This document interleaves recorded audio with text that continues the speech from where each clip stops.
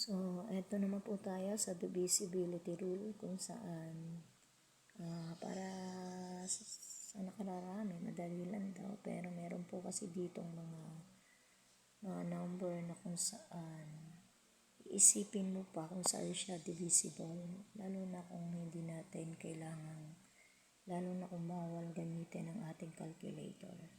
So, in rule number 1, divisible by 2. Kailan po ba natin nalalaman na divisible by 2?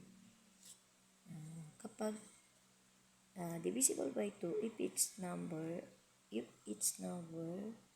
is 0, 2, 4, 6, 8, or mga even number, malalaman natin na ito ay divisible by 2. Kapag nakita natin yung last number ay mga even number, so ito ay pwede natin sabihin divisible by 2. And rule number 2 naman, paano natin malalaman na divisible by 5? Ito madadali pa lang, ano? So, kapag nakita naman natin sa 5 na yung last number natin ay 0 and 5, masasabi natin ito ay divisible by 5. Okay? So, rule number 3, divisible by 10 naman, kapag yung last number po, ang unit number natin is 0. So, divisible by 10 yan.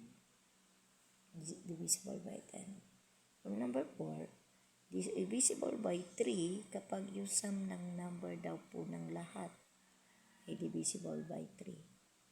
Kunwari, may given ka 123. 1 plus 2 plus 3 is 6.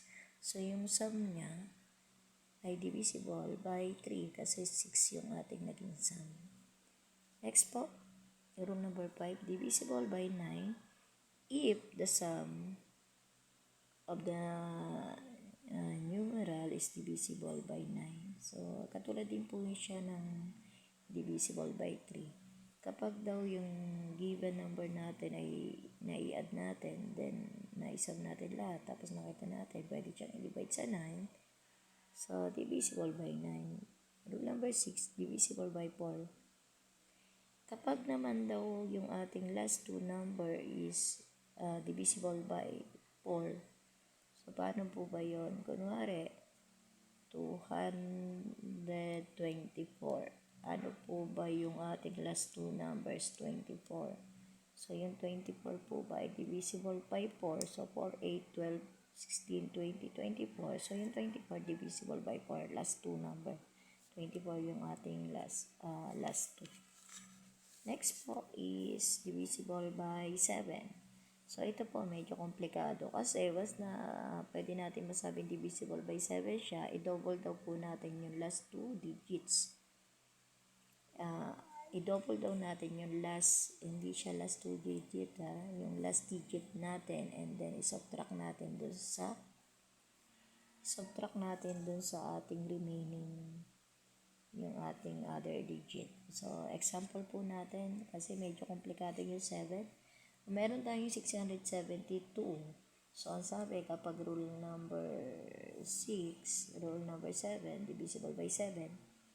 So, i-double daw natin yung 2. 2 times 2 is 4. Tapos, mayroon tayong remaining na 67. 67 minus 4. Di po ba ito, dinoble natin 2 times 2. So, 4. Tapos, meron tayong remaining na 67. I-minus natin yun na i-double natin. 67 minus 4 is 63. 63 is divisible by 7. 63 divided 7 is 8. So, ayun po yung ating 7. Kapag medyo marami na, kailangan tabisaduhin mo kung ano-ano yung rule ng ating divisibility. Next is rule number 8. Ito ay divisible by 8. Ang sabi, last 3 digit, it is divisible by 8. So, paano po ba yun? Kapag sinabing yung last 3 digit, 2,546. Dapat yung 546 na yun, yung last 3 digits na 546, kailangan mag-divisible ba siya sa 8? Okay? So, yun daw po ibig sabihin ng divisible by 8. Last 3 digits. And 5,842, yung 842, yung last 3 digits na yun, ay magdi-divisible siya by 8. Okay? Next is rule number 9.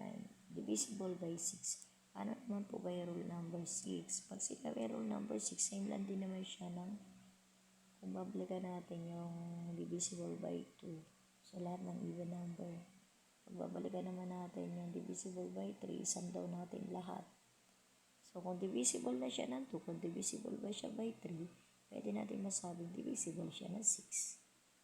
Okay? Kasi ang 3 at ang 6 at ang 2 is even number. Pero ang 3 is yung sum daw po ng lahat. So, kung divisible siya ng 3 at divisible po ng 3, tapos divisible po siya ng 2, pwede natin masabing divisible pa siya ng 6. Okay? Thank you.